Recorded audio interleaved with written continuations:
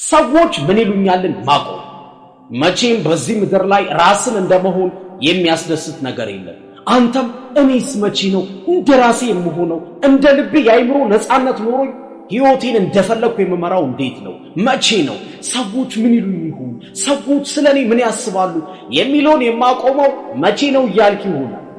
ያንተን መኪና የሚነዳው ማን ነው? ቤተሰብ ነው? ጓደኛ ነው? በዙሪያ ያለ ሰው ነው? መኪና ለሁለት አይነዳም። መኪና ማለት ሕይወት ነው። ሕይወትን ለሁለት የምትመራው ከሆነ በሌሎች አስተሳሰብ የምትመራው ከሆነ ወደ ገደል ነው የምትገባው። ስለዚህ በአንተ ሕይወት የሚያዘው ማን? ገንዘብህን፣ ጉልበትህን የሚያዝበት ማን? አንተና ፈጣሪ ካላዘዛችሁበት ሰዎች እንደ ጥላ ናቸው። ፀሐይ ሲገባ ይበተናሉ። አንተ ስትደምቅ ሲኖር ነው የሚከተሉ። ከሌለህ ማንም የለም፣ አጠገብህ ማንም አይኖርም። ስለዚህ አንተ ዘዝበት፣ ራስህን ሁን። በጣም ታዋቂው ባለሀብት ቢል ጌትስ ምን ይለናል መሰላችሁ? ራስህን መናቅ የጀመርከው ከሰዎች ጋር መወዳደር ስትጀምር ነው ይላል። ለማ ብለህ ነው ራስን የምታወዳደረው? ራስን እንዳትንቀው። ካወዳደርከው እየናቀው። አንተ እኮ ትልቅ ህልም ያለ፣ ትልቅ ፍላጎት ነው ያለ። ጊዜያዊ ነገር እያየህ እኔ እኮ ከሱ አንሻለሁ ወይ ከሱ በልጫለሁ አትበል። ትልቅ ህልም ካለ መወዳደር ላንተ አይገባም። ላንተ ማንንም ማነጻጸር የለብህም። ሕይወትን ከራስህ አንጻር ቃኝ፣ ከራስህ አንጻር እየው። ትልቅ ህልም ካለ በፍጹም እንዳትነጻጸር ከሰዎች ጋር። ራስን ማነጻጸር አቁም እንዴ! በፍጹም ሰላም አይኖርም። ከሰዎች ጋር ሕይወትን እያወዳደርክ ልትደሰት አትሞክር።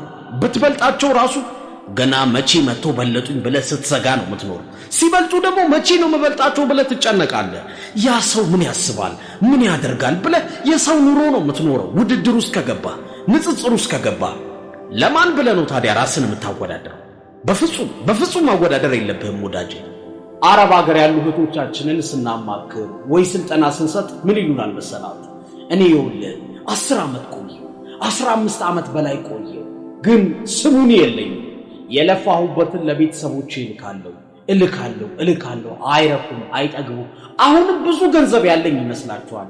እኔ ግን ምንም የለኝም። ኮንትራቴ አልቋል፣ ወደ ሀገሬ ልገባ ነው። ምንድነው የምሆነው ይላል። ለምን መሰለ እንደዛ የሚሉት? ሰዎችን ለማስደሰት ነው የሚጠሩት። የሰው ፍላጎት ደግሞ አያልቅም። ቤተሰብ ገንዘብ ብትልክለት ሌላም እንድትልክለት ይፈልጋል። ጓደኛ ስትረዳው አሁንም እንድትረዳው ይፈልጋል። ስለዚህ መጀመሪያ አንተ ሰዎችን ማስደሰት አቁም። ማንንም አታስደስትም። መጀመሪያ ራስን አስደስት። ግን ሰዎችን አስደስታለሁ ብለህ ስትጋጋጥ እነሱን ብቻ አይደለም አንተ ራሱ መደሰት ታቆማለህ። ሐዘንተኛ ትሆናለህ። ባዶ እጅህን ትቀራለህ። መጀመሪያ አንተ በሕይወት ተደሰትበት። ምንም ስለማስደሰት አታስብ። ራስህን የማትሆነው እኮ ለዛ ነው።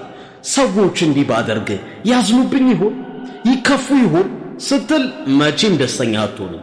ሕይወት ትከብድሃለች። ለምን? አንተ መስዋዕትነት እየከፈልክ ነው ለሰዎች ደስታ ስትል። ግን አንድ ነገር አትርሳ። ለምትወዳቸው ስትል የምትከፍለው መስዋዕትነት ድንበር ያስፈልጓል፣ ገደብ ያስፈልጓል። በቃ ከዚህ በላይ ዋጋ አልከፍልም ማለት አለብህ። ለራሴ ነው ዋጋ የምከፍለው፣ ለራሴ ነው የሆነ ነገር የማደርገው ብለህ ራስን ማስቀደም አለብህ። እንደውም የማደግ ምልክት ነው። ከፍ ስትል አይን ውስጥ ትገባለህ። ሰዎች ምንድነው እሱ ይሉሃል። ይበሉ፣ ችግር የለውም። ከፍ ባልክ ቁጥር እነሱን ማስደሰት አይጠበቅብህ። ሊጠሉ ይችላሉ፣ ይጥሉ፣ ችግር የለውም። አንድ ዛፍ እኮ መሬት ላይ ያለ ማንም ዞር ብሎ አያዩ። ሲያድግ ግን ዋርካ ሲሆን፣ ጥላ ሲሆን ግን ሁሉም ቀና ብሎ ያየዋል። የሚወድ ይወደዋል፣ የማይወድ ይጠሏል። መብታቸው ነው መውደድም መጥላትም። አንተ ግን ዝቅ ማለትን አትውደድ። ይወዱኛል ብለህ ዝቅ አትበል። አንተ ደስ ስላለ ብቻ የምታምንበትን አድርግ። ከዛ እነሱ ቢወዱ ቢጠሉ የነሱ ምርጫ ነው። ማጨድ የምትፈልገውን ብቻ ዝራ። ስንዴ ከዘራ ስንዴ ነው የምታጭደው። ጤፍ ከዘራ ጤፍ ታጭዳለህ። ምንም ካልዘራህ ግን አረም ታበቅላለህ። ሰዎች እንዲያከብሩ ከፈለክ ራስህን አክብር። አንተ ራስህን ስታከብር አይተው እነሱ መልሰው ያከብሩሃል። እነዚህን ነገሮች ቀይር በሕይወትህ። ለራስህ የምትሰጠውን ቦታ መቀየር አለብህ። ጊዜህን፣ ገንዘብህን የምታጠፋበትን ሁኔታ መቀየር አለብህ። ውሎህን መቀየር አለብህ። እንዴ አንድ አይነት ቀለም ያላቸው ወፎች አብረው ይበራሉ ይባላል። ሰዎች እንዲያከብሩ የምትፈልግ ከሆነ መጀመሪያ ራስን አክብረው። ባለቤቱ የናቀውን አሞሌ ማንም አይገዛው። ዕቃ ስትሸጥ አራክሰህ ትሸጣለህ። አሁን እኔ ሱሪ ልሸጥ በወጣ ይሄን ሱሪ 20 ዓመት ነው የለበስኩት ብል ማን ይገዛኛል? ይኸውልህ ሌላም አልነገርኩም። ይሄ ሱሪ ቀዳዳ አለው ብል አሁን ማን ይገዛኛል? ለምን? አራክሽዋል። አንተም የራስን ሕይወት ማራከስ የለብህም፣ ዝቅ ማድረግ የለብህም። ባለቤቱን ካልናቁ አጥሩን አይነቀንቁ ይባላል። ሰዎች ባንተ ህይወት ጣልቃ የሚገቡት ለራስህ የምትሰጠውን ክብር አይተው። ራስን ከናቀው እነሱ ይንቁሃል፣ ራስን ካከበርከው እነሱ ያከብሩሃል። ለራስህ የምትሰጠው ቦታ ከፍ ማለት አለበት። ራስን አክብረው። የዘራኸውን ነው የምታጭደው። ክብር ከዘራ ለራስህ ክብር ታጭዳለህ። ከሚንቁ ጋር ከሚተቹ ጋር እንደማትችል እየደጋገሙ ከሚነግሩ ሰዎች ጋር ለምን ትውላለህ? ለዛ እኮ ነው እየደጋገምክ እንዲህ ባደርግ ምን ይሉኛል፣ ያዝኑብኝ ይሆን፣ ይስቁብኝ ይሆን፣ መቀለጃ ያድርጉብኝ ይሆን የምትለው እኮ ውሎ ከማይጠቅሙ ሰዎች ጋር ስለሆነ ነው። የበታችነት እንዲሰማ ከሚያደርጉ ሰዎች ጋር አትዋል። ማጨድ የምትፈልገውን ብቻ ዝራ። መከበር ከፈለክ ራስን ብቻ አክብር። ልጅቷ እናቷን በጣም ትፈራታለች። አሁን ካምፓስ ገብታ ራሱ በጣም ነው የምትፈራት። እንደዚህ ብላ ደብዳቤ ጻፈችላት። እናት ደብዳቤውን እያነበበች ነው። እማዬ እንዳታዝኝብኝ፣ ከዶርም ገንዘብ ሰረኩና ሞተር ገዛው። ሞተሩን ገዝቼ እየነዳው እያለ ጉዳት ደረሰብኝ። ሆስፒታል ገባው። ሆስፒታል ገብቼ ያከመኝ ዶክተር ጋር በፍቅር ወደቀኝ። በነፃ ስላከመኝ ተባረረ። አሁን መንገድ ላይ ልንወድቅ ነው። በዛ ላይ አርግዣለሁ። ስለዚህ የእናቴና የአባቴ ቤት አለ ብዬ ይዤው ልመጣ ነው። እማዬ ተዘጋጂ። እናት ደነገጠች ይህን ደብዳቤ ስታነብ። ደብዳቤው አላለቀ። ልጅ እንደዚህ ብላ ቀጠለች። እማዬ ይህ ብቻ እኮ አይደለም፣ ሃይማኖቴን ቀይሮታል። አሁን እናንተንም መተን እንቀይራችኋለን ይላል። እናት ይባስ ተበሳጩ። ምንድነው እየሆነ ያለው ነገር ብለው ደብዳቤውን ሲያነቡት እማዬ ተረጋጊ፣ ውሸቴን ነው፣ ግን እውነት ለመናገር አሁን የገባሁበት ዩኒቨርሲቲ አልጀብራ የሚባለውን የሂሳብ ትምህርት ወድቄያለሁ። አየሽ፣ ቅድም ከነገርኩሽ አንፃር አሁን በትምህርት መውደቄ አይገርምሽም ብዬ አስባለሁ። ውሸቴን ነው እሺ እንደዛ ያልኩሽ፣ ትምህርቱን ብቻ ነው የወደቅኩት፣ ቀለል አድርገሽ አለቻት። ነገሮችን አክብደህ የምታያቸው በጣም ከባዱ ስላልገጠመ የዛሬ ሳምንት ሞታለህ ብትባል አሁን የሚያስጨንቅ የሰዎች ምን ያስባሉ፣ ሰዎች ምን ይሉኛል የሚለው የሚያሳስብ ይመስላል። የዛሬ ሳምንት እንደምትሞት ባሰብክ ቁጥር እንዴት ልደሰት፣ እንዴት አድርጌ ወደ ፈጣሪ ልቅረብ ነው የምትለው። አየህ፣ ከትልቁ ችግር አንፃር ይሄ በጣም ቀላል። ሰዎች ስላንተ የሚያስቡት ሊያሳስብህ አይገባም። መሳሳትን አትፍራ። ምንም ካልሞከርክ ቁጭ ካልክ የማሳካት እድልህ ዜሮ ነው። ከሞከርክ ግን የሆነ እድል ይኖርሃል፣ የሆነ ጣፈንታ ይኖርሃል። መጥፎን አስብና ተነስ። ድሃ ሆኜ ከምቀር እንዴ ቢዝነሱን ሞክሬ ብከስር አይሻልም? እንደዚህ ስሜቴ እየተጎዳ ውስጤ እያዘነ ውስጤ እየደማ ከምቀጥል የልቤን ተናግሬ እፎይ ብል አይሻልም? እንደዚህ ሆኜ እስከ መቼ ቀጥላለሁ ብለህ ማሰብ መጀመር አለብህ። ሕይወት ውስጥ ጥያቄ ማንሳት አለብህ። እስከ መቼ ሰዎች እንደፈለጉ ያሽከረክሩኛል? እስከ መቼ ይጠቀሙብኛል? እስከ መቼ ገንዘቤን ለነሱ እየሰጠው እነሱን ብቻ አስደስታለሁ? እስከ መቼ ማለት አለብህ። የምትማርበት ሰው ያስፈልግሃል። ለአንተ አራያ የሚሆን የምታከብረው የሆነ ከሕይወቱ የምትኮርጅለት የምታደንቀው አንተ የምትፈልገውን ቀድሞ ያሳካ ሰው ማየት አለብህ። ምክንያቱም ያ ሰው እርግጠኛ ሁን ራሱን ነበር። ለሰዎች ደስታ ሳይሆን ለራሱ ደስታ ሲሮጥ ነበር።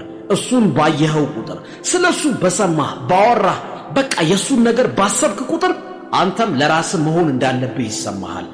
ከሰዎች ኮርጅ፣ ከሰዎች ውሰድ፣ የሆነ የሚጠቅምህን ነገር ስረቅ፣ ለራስህ አድርገው፣ እመንበት፣ ከዛ ራስህን። ይሄውልህ ወዳጄ አንድ በጣም የሚገርመኝን ነገር ልንገርህ። የሰዎችን አድናቆት እንደ ትልቅ መስፈርት መውሰድ ከጀመርክ በአንተ ላይ ሙሉ ስልጣን እየሰጣቸው ነው። ዛሬ አድናቆታቸው በደስታ ሰማይ ሊያደርስህ ይችላል። ነገ ግን ከባድ ትችትና ስድባቸው ሞራልን መሬት ሊፈጠፍጠው ይችላል። ራስን እንድትጠላ ሊያደርግህ ይችላል። ስለዚህ ሰዎች አደነቁ አላደነቁ ቦታ አትስጠው። እንዴ የነሱ አድናቆት የነሱን ምልከታ እንጂ ያንተን ቦታ አያሳይም። አስተያየታቸውን ግን ራስን ለማሻሻል ልትጠቀምበት ትችላለህ እንጂ አምነህ አትደገፍበትም። በፍጹም አንድ ነገር አትርሳ። ድንቅ እንደሆንክ መጀመሪያ ለራስህ ንገረው። እኔ ድንቅ ነኝ በል። ከዛ ማመን ጀምር። በሂደት ድርጊቶችህ ይቀየራሉ። ማንነትህ የድንቅ ሰው ብቻ ይሆናል። አንድ ነገር በድጋሚ አትርሳ። የትኛውም ስኬታማ ሰው በሰዎች ከመደነቁ በፊት ራሱን ያደንቅ ነበር። አንተም ድንቅ እንደሆንክ ሌሎች እስኪነግሩ አትጠብቅ። ራስን ድንቅ ነኝ በማለት ጀምር። ምክንያቱም ድንቅ ስለሆንክ። እንዴ በቃ አንተ እኮ ድንቅ ነህ። ማንም እስኪነግርህ አትጠብቅ። ማንም እንዲመሰክርልህ አትጠብቅ። አሁን ጾታ ወንድ እንደሆነ ሰው እንዲነግር ትፈልጋለህ? እህቴ ሴት እኮ ነሽ የሚልሽ ሰው ትፈልጋለሽ? አትፈልጊም። ታውቂዋለሽ። ሴት ነኝ ትያለሽ፣ ወንድ ነኝ ትላለህ። ታዲያ ድንቅ እንደሆንክስ ለምን ሰዎች ይንገሩ? ራስህ ለምን አትነግረውም ለራስህ? እኔ ድንቅ ነኝ በል፣ እርግጠኛ ሁን በራስህ። ሰዎች በአንተ ከማመናቸው በፊት አንተ በራስህ ማመን አለብህ። ያኔ ነው ሰዎች የሚደገፉ። ጠንካራ ካልሆንክ ማንም አይፈልግህም። ዓላማ ከሌለ በቃ ማን እንደሆንክ ለማሳየት እንደምትፍጨረጨር ካላሳየህ ሁሉም ይንቀሃል። ምን ቁም ነገር ያውቃል? ስለ ሕይወት ምን አረዳዳለሁ? ሲቀልድ አይደለ እንደሚከርም ትባላለህ። ለራስህ የምትሰጠው ቦታ መቀየር አለበት። ሰዎች የሚሉህን እርሳው፣ ራስህን አድምጠው።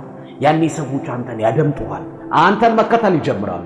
እሱ እኮ ዓላማ አለው፣ ኮንፊደንስ አለው፣ ያመነበትን ያደርጋል ይሉሃል።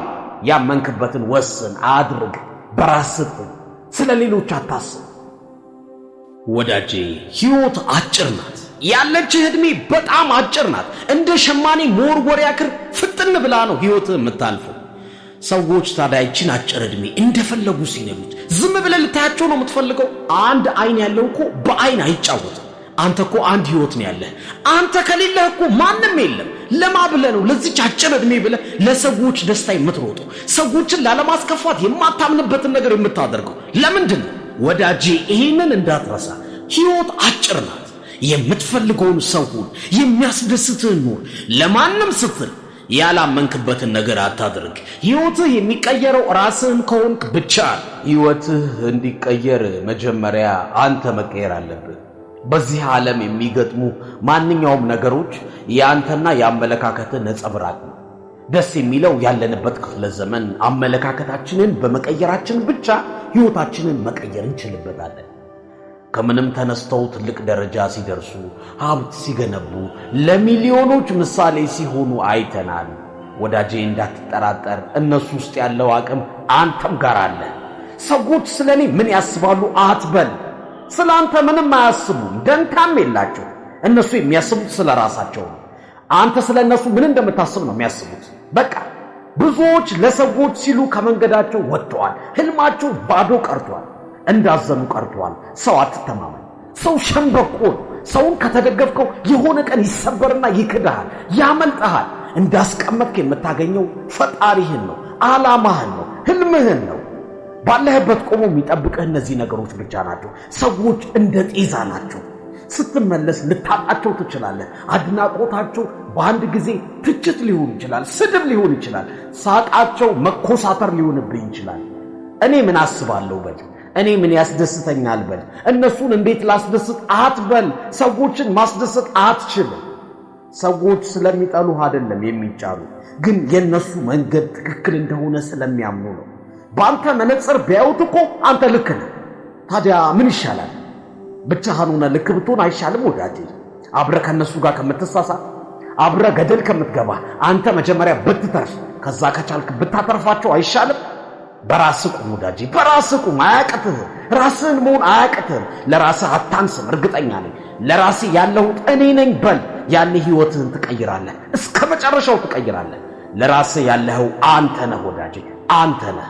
አቢቡ ለልጃቸው እንደዚህ አሉት፣ የኔ ልጅ ካልበሰልክ ሰዎች ስለኔ ምን ያስቡ ይሆን ብለህ ታስባለህ፣ ትጨነቃለህ። ከዛ መብሰል ስትጀምር ሰዎች ስለኔ ቢያስቡስ፣ የፈለጉትን ቢያስቡስ ምን አገባኝ ትላለህ። ግዴለሽ ትሆንና የፈለግከውን ትሆናለህ።